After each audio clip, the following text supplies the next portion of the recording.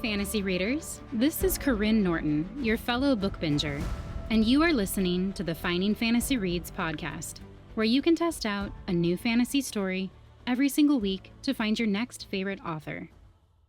Today's story involves two magical freelancer friends who take on a bigger job than they bargained for. It's written by Laura VanArendonk Baugh, who writes fantasy of many flavors as well as nonfiction. She has summited extinct, dormant, and active volcanoes and has visited one active eruption, but none has yet accepted her sacrifice. She lives in Indiana, where she enjoys Dobermans, travel, fair trade chocolate, and making her imaginary friends fight one another for her own amusement. Today's narrator is Paeter Frandsen, host of Christian Geek Central, and I'm actually a bit jealous that he got this one because it's so fun. Stick around to the end or check out today's show notes to see where you can find more from both the author and the narrator. For now, please enjoy A Midwinter Theft by Laura VanArendonk Baugh.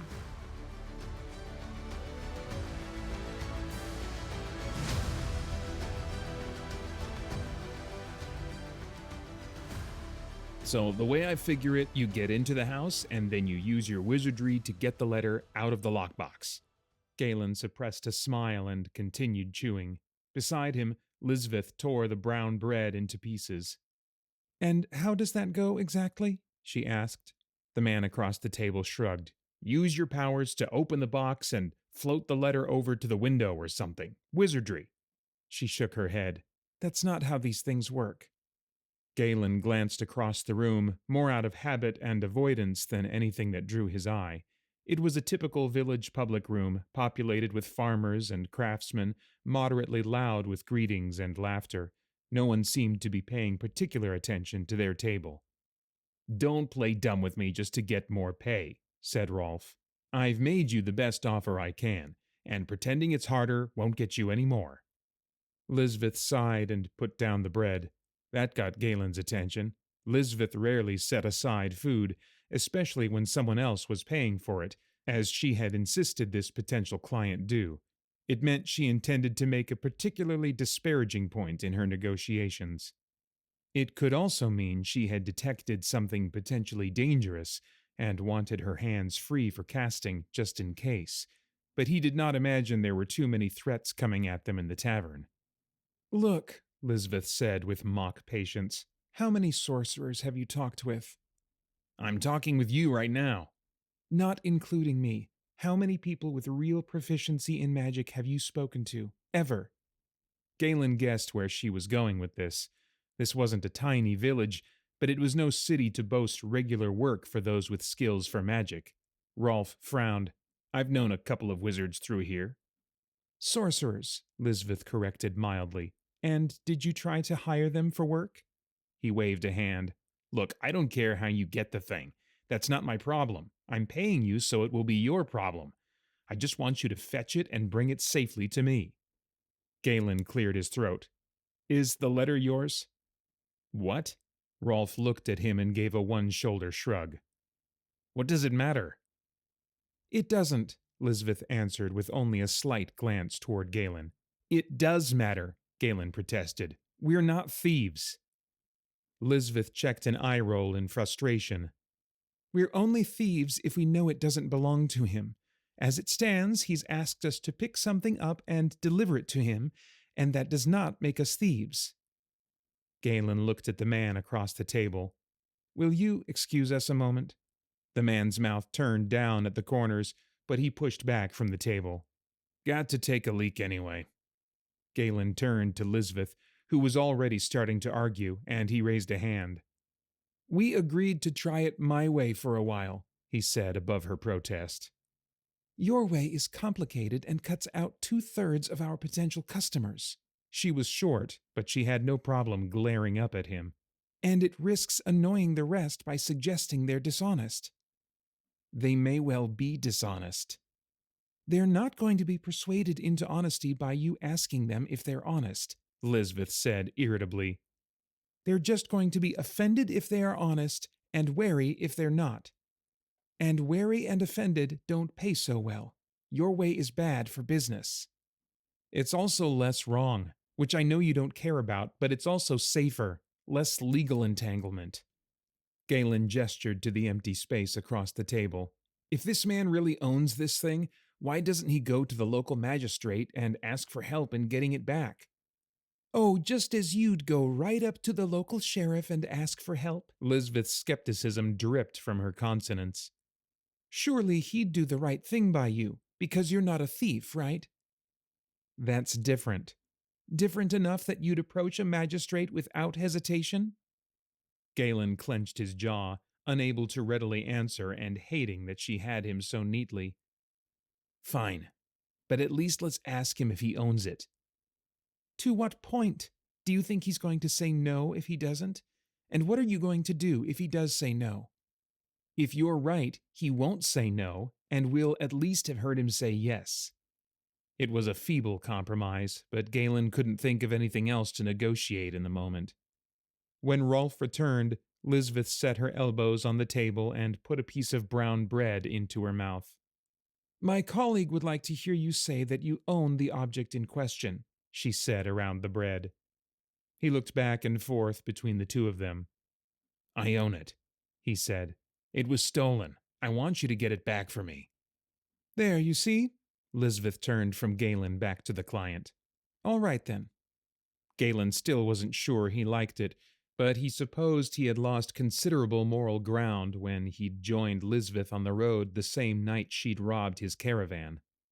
At least they were taking odd jobs instead of highway robbery, and if some of those jobs were shady, it was still a step above.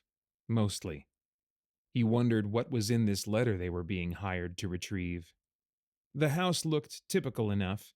There were shutters on the windows, but many houses had those without being dens of vice. Rolf's claims of theft by criminal gang weren't proven yet. It was set back from the road, with trees and bushes obscuring the yard and windows, but that could have been a result of neglected pruning as much as desire to conceal.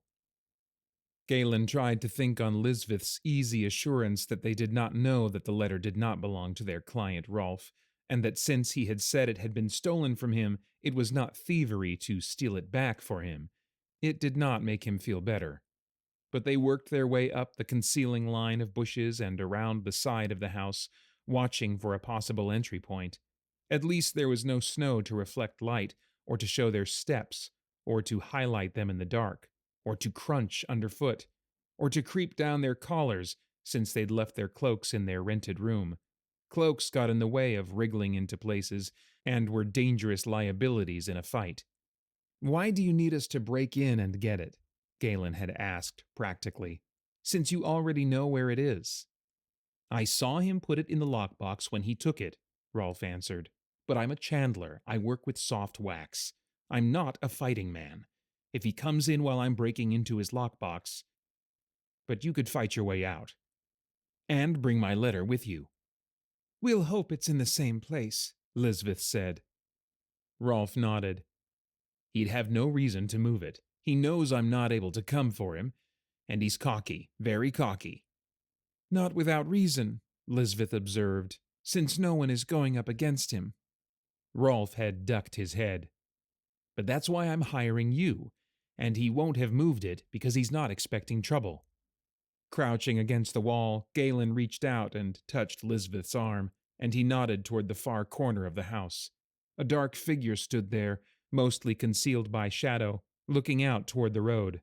The house was not unguarded. Lisbeth nodded once, and they pressed closer to the wall. She looked at the window nearest them. Rolf had said the study was in the northwest of the house, and this was the most efficient entry. It looked as if it wouldn't be too difficult. The shutters were not fastened, and the glazing was not barred, and Lisbeth wriggled a slim metal shim into a joint to unhook the simple latch. Cocky, she breathed. Galen put his hands against the window. It was wide, boasting of wealth with glass an arm's length across. The part which was hinged to swing out was smaller and would be a tight fit, but they should both be able to get through. There was no way to guess if the hinges were well oiled or noisy, so Galen got his fingers into the gap, flexed the swinging door just enough to test his grip, and then nodded to Lisbeth. She tapped his shoulder once, twice, thrice, On her third tap, a crash sounded from the trees beyond where the guard stood, covering the sound of Galen pulling the casement open. As the guard turned to stare into the darkness, Galen boosted Lisbeth into the open window. She writhed through like an eel. Galen was not nearly so petite or lithe, and after pulling himself up to the chest-level opening, he leaned in and twisted to fit his shoulders. His entry was less graceful, but he caught the floor with his hands as he kicked his way through and managed to collapse quietly to the carpeted floor. The carpet was nice, spread over hardwood that showed little wear. The study was spacious, really spacious, and grander than expected for a merchant in a town like this. Galen's suspicions increased and his worry eased a little. Whether their client Rolf was honest or not, this Felix was more than he probably wanted to tangle with. Galen pulled the window closed to avoid notice from the outside guard, and then they turned away from each other and began scanning for the lockbox Rolf had described. Felix had not been thoughtful enough to leave the box conveniently atop his desk, and they crouched in the dark to peer at shelves and squint into cabinets. Lisbeth found it on a lower shelf behind a carved door, too fine for a country merchant. This Felix was definitely earning more than his legitimate business could support, and she whispered a stream of invective. "Too big to fit out that little casement," she grumbled. "We'll have to open it and take only what we came for." "Can you pick the lock?" "Not likely," she answered with annoyance. "But I can wedge in the right pieces to let a farm boy with pig-throwing muscles leverage it apart." "Who throws pigs? You have the oddest ideas of farm work." She worked in the metal shims, and Galen was just about to give it a sharp strike when the candle flared. Galen started to spin, but there was already a blade over his shoulder, too near his neck. He stopped and slowly raised his hands to shoulder height. Someone grabbed Lisbeth by the arm and pulled her away, putting a short knife under her chin. Galen did not know where the first two had come from, but there was a man emerging from behind the cloaks hanging in a corner, and more were coming through the door, now open. Galen had focused too much on the shelves around the desk and had not even considered searching the room for concealed people, which seemed a ridiculous thing to be wary of, but clearly necessary. "They said you were magic mercenaries," a man said with a sneer. He passed a candle to another, who set about lighting the lamps all around the room. Too many lamps, too much oil, too much ostentatious wealth. "But you're just a couple of ordinary rats trying to pop a lock.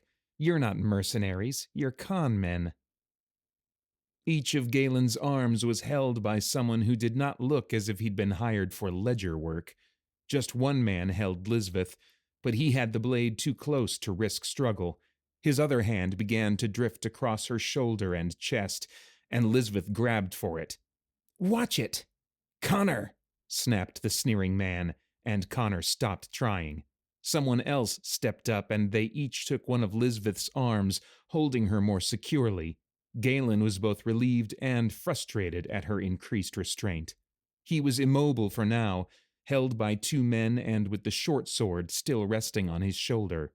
"I'm sorry for that," the sneering man, probably Felix, said. "I didn't tell Connor and the others that this might also be a business meeting. But you see, I wanted to talk with you." "You could have come to the public room like everyone else," Galen said. Then he closed his mouth. Let Lisbeth do the talking. She was better at it, and he could watch for an opening. Even the best guards could not stay vigilant in every passing second. "Then I could not have seen you work," Felix said with an expansive smile, turning up his hands to encompass the spacious study. "I wanted to see what you were capable of. Of course, I thought I would see more magic and less window prying." They had been set up. Rolf had baited them. Or, Galen considered, they had been observed meeting with Rolf, and the obvious conclusion of hire had been drawn.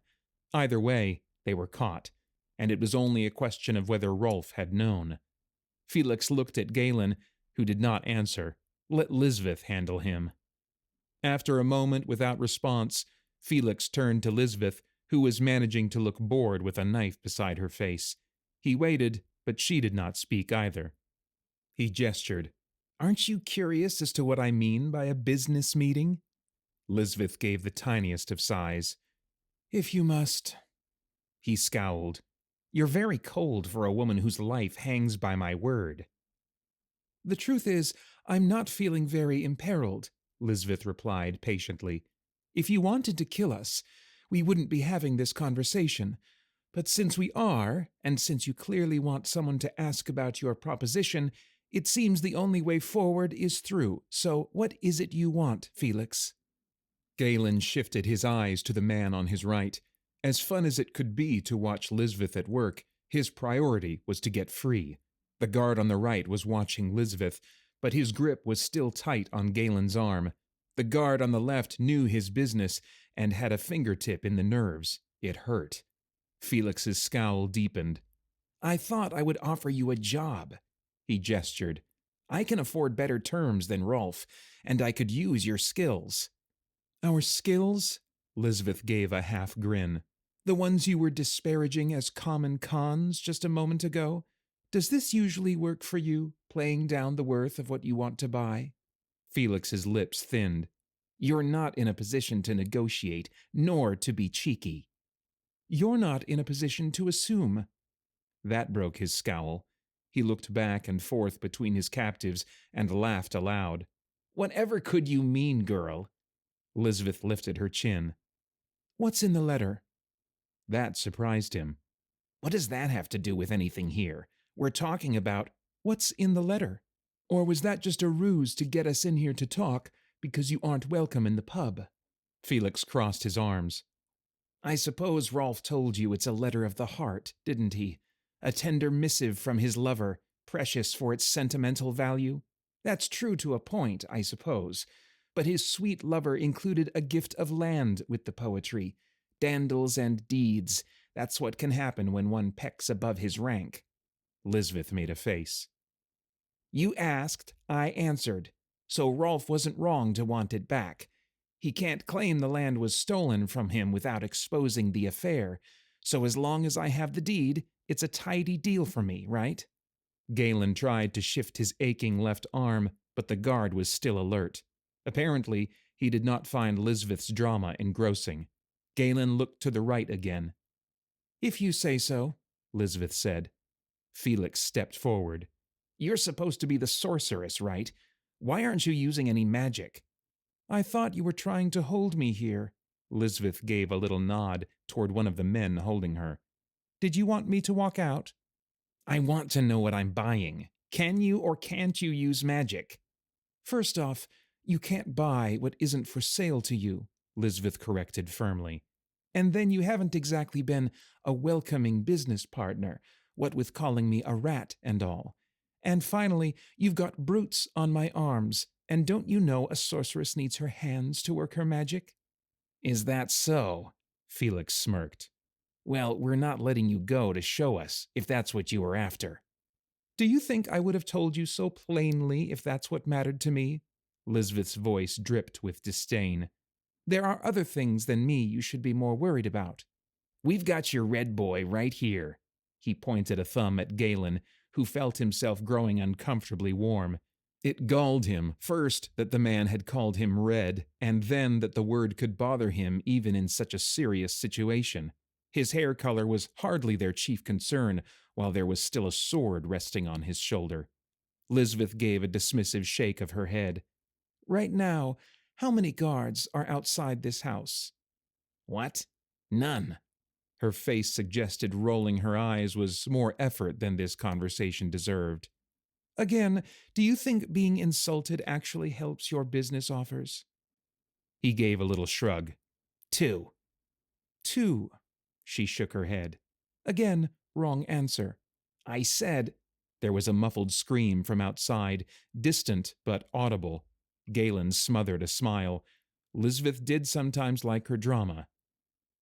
I'm sorry, I spoke too soon, Lisbeth drawled as Felix jerked around to look toward the open window.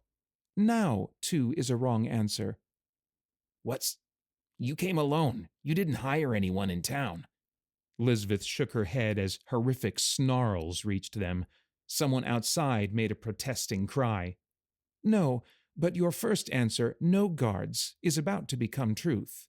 Felix closed on her and took the knife from Connor's hand, pressing it close to her jaw himself. Stop it! Stop whatever you're doing, or I'll kill you now. Oh, yes, kill its master. That will probably make nice with it right away, Lisbeth said evenly, tipping her head up to hold his eyes. Certainly it won't come in looking for me, and it surely won't be upset. Good plan. What is it? Felix demanded. What is it? The scream at the window interrupted him, and he turned to stare as a man's arm came through the open window, grasping for aid. Galen tensed, but before the guard could climb inside, a dark shape leapt through the window, shattering glass and bearing him to the carpet to savage him. Galen had only a quick impression of dark, coarse fur before he struck away the sword and stomped his foot into the knee of the transfixed henchman. Felix and the others recoiled from the grisly scene, and the beast raised its head to glare about the room, ragged cloth dangling from its teeth.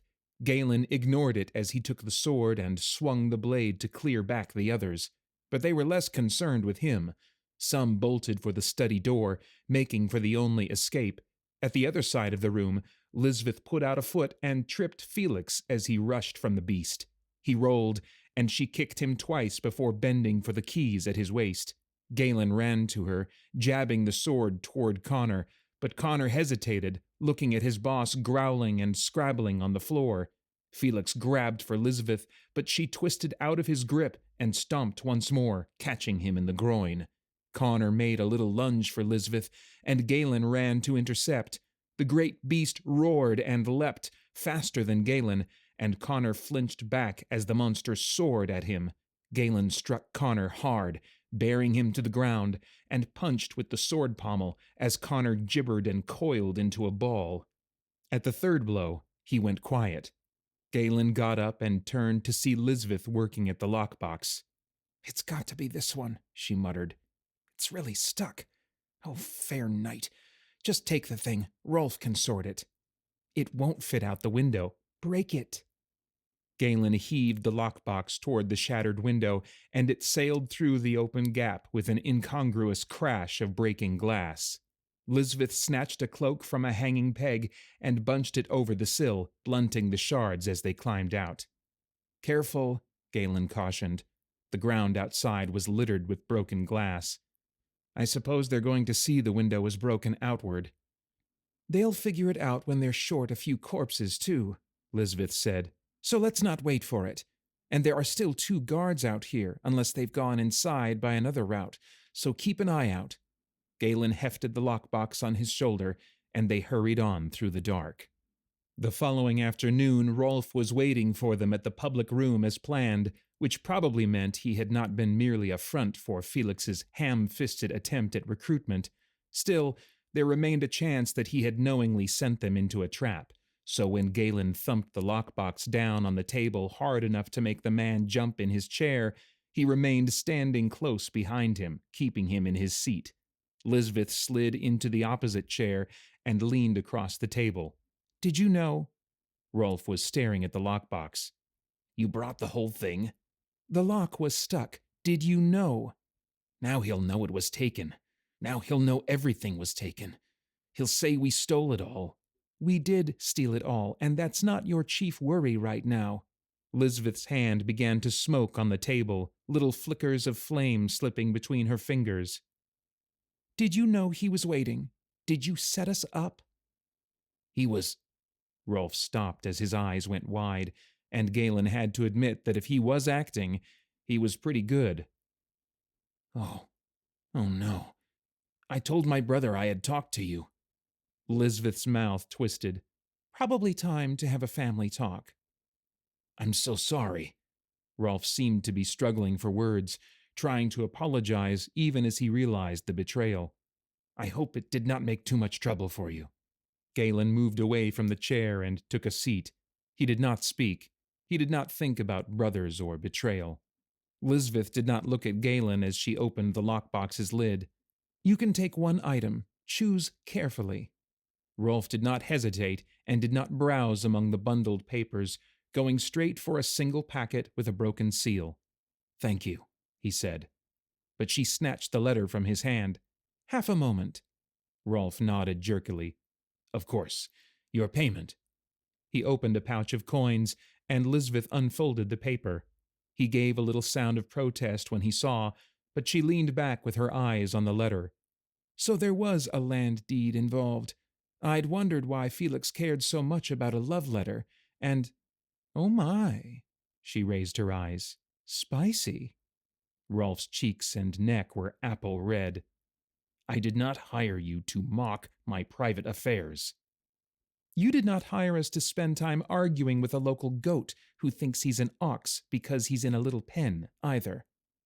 "Next time, keep your plans to yourself until the hired work is done," Galen said. "It makes our job easier and less expensive." Rolf's face fell. "I can pay a little more." He put a stack of coins on the table, and then 2 additional coins beside it. Lisbeth gave him a flat look. "He put blades to our necks." Rolf added a coin. "And his man made a grab for my chest." Rolf hesitated, and then he added 1 more coin. Galen scooped the stacks into his palm before Lisbeth could continue. "Felix knows you have it back. If you want to keep that land, you should probably find a way to claim it publicly soon." "I can't. I promised not to let anyone know we are—" Rolf looked at the table. His neck was still red. "Then you inherited a windfall from a cousin in another town and bought it. Something." Galen pushed his chair back. "Wait, what about the rest of this? It's not mine, and I don't want it." Rolf pushed at the lockbox. That was good thinking. Felix would not let that go lightly, and it was good that Rolf had said so aloud and plainly. Galen nodded and half turned toward the door. Connor was there, not far inside, leaning against the wall with his arms crossed. Galen beckoned him with a small gesture. Rolf's face tightened. "I hired you so there wouldn't be this trouble."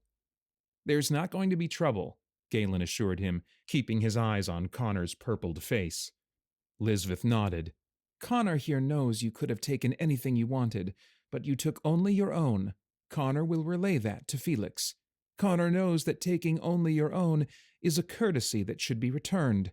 Connor knows everything in that box will reach Felix, or Connor is going to wake up with all his fingers eaten off by rats." Connor was scowling through his bruises. "You lied to us. You didn't have any beast. It was all magical fakery. You didn't kill anyone." Lisbeth fixed him with a disappointed glare. "Are you really complaining to my face that I should have killed you instead of minimizing the blood on Felix's expensive carpet?" Connor hesitated, and that was enough time for Lisbeth to make a dismissive gesture at the lockbox. "Take this back to your master, and if you make sure it all makes it back intact, with nothing misplaced in your own pocket, then he's had nothing stolen from him and all accounts are settled." "Except for the window you broke." Connor seemed desperate for a rebuttal after the killing argument. "Except for the window, right, which wouldn't have been damaged if you hadn't grabbed us, so let's not quibble." "This lock's broken." "Felix should keep it in better condition. Oh, but that reminds me." She tossed the key ring onto the far end of the table beyond the lockbox. "There." Connor gave her a baleful glance, but he turned and picked up the box and keys. Then he paused to glare at Rolf. "All accounts settled," Galen repeated, and Connor huffed but moved back toward the door. Rolf let out a long breath. "You weren't supposed to make trouble. You were supposed to get the letter out without Felix knowing." "You weren't supposed to tell anyone who could alert Felix we were coming," Lisbeth retorted. "So maybe it's time to lie in the ditches we've dug. And I'm tired of arguing over them." She raised a hand to catch the attention of a young serving man across the room and held up 2 fingers. "Unless you're staying for dinner?" "You'll only make me buy it all," Rolf muttered. He pushed back from the table. "Good night." Galen sat down again. "I don't think he'll be recommending us to his friends here," he said to Lisbeth. "I don't think I want to stay here," she answered, her eyes tracking their dinners across the room. "You country folk can be so petty." Galen rested his chin on his hand. "You want to go pick up some city work?" "There'd be city food, at least." She sat back as 2 bowls of grain and pickled greens in broth were set on the table, sloshing. Country fare is overrated when it's the same single vegetable every time. You're a difficult woman to please. I just like having my standards met. She began eating as if she didn't really mind the repetitive fare. Galen picked up his own spoon. Lisbeth had a point. The broth was too salty and the greens too sour, but the town was too small to offer much competition to the public room's kitchen, he supposed. Lisbeth beckoned a passing servant. Look, I don't like to complain, but these greens were pickled in the tears of a jilted lover. What's the best you have tonight? The young man frowned. I'm sorry, I just fetched those jars from the cellar and… I'm sure it's not your fault in carrying them. Just tell me, what do you have instead? There's a kid roasting, but Mistress Magana says it's for when the merchants come through tonight. It's caravan day, you know. It is now, Lisbeth answered flatly. She leaned forward. What say you go carve off part of that kid and bring it out to us? They won't miss a haunch, and you can stretch the rest with some greens if you have to. He shook his head. Mistress Magana would charge a right pair of shiny coins for it, I'm sure. She likes to… Lisbeth thumped a small pouch onto the table. Would you like to make Mistress Magana's day with a triple price for the kid? And with you having the pleasure of knowing that Connor fellow is paying for it? The servant quieted, his eyes on the pouch. I saw him shoulder-check you when he came in, Lisbeth said more quietly. And I saw how the others working here tried to avoid going by him. He did not look up. He's not a favorite here. Bit grabby with the girls, too, I'd guess? He nodded. Lisbeth put her hands behind her neck and stretched. Well, that's not my purse, and my friend here, she jerked her head toward Galen, is an awful stickler about me taking things that aren't mine, so I'm going to leave it when I go. But I am pretty hungry just now. Galen shrugged. She's right. I will make such a fuss if she keeps it. The servant put his hand out and rested it on the pouch. Mistress Magana won't mind if you pay for it before the caravan comes in, not if I keep back the best loin for the cellar she's sweet on, and the rest of us here will think of you kindly and send a prayer after you. It can float up on the smoke of that pouch, Lisbeth said significantly. He can recognize that better than coins. He's got his hands full of lockbox, but in 40 minutes or so, he'll get to the house and set it down, and then he might realize something's missing. He nodded, and the coin pouch disappeared into the cleaning rag tucked at his waist. I'll just be a moment. He disappeared toward the kitchen. Galen leaned on his elbows. When you made him turn for the keys? So you didn't see me either? Lisbeth smiled a pleased little cat smile. You know I said accounts were settled. He's got a problem with his hands. Now accounts are settled. She gestured across the public room and the people in it. For the serving folk here, too. I didn't like how they looked when he came in. Galen blew out his breath. I'll bet that roasted kid will taste good. She grinned. It'll taste like settled accounts. The meat came with hot root vegetables in butter and a fresh loaf of crusty bread, and they burned themselves tucking into it so quickly. But the food was too tasty to let cool, and anyway they had to finish before Connor could discover his loss and return. Galen wasn't going to leave anything behind.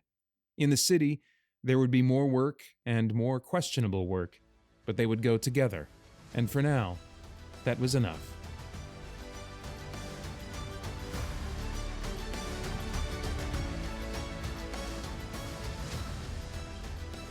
I hope you enjoyed listening to A Midwinter Theft by Laura VanArendonk Baugh, narrated by Paeter Frandsen of Christian Geek Central.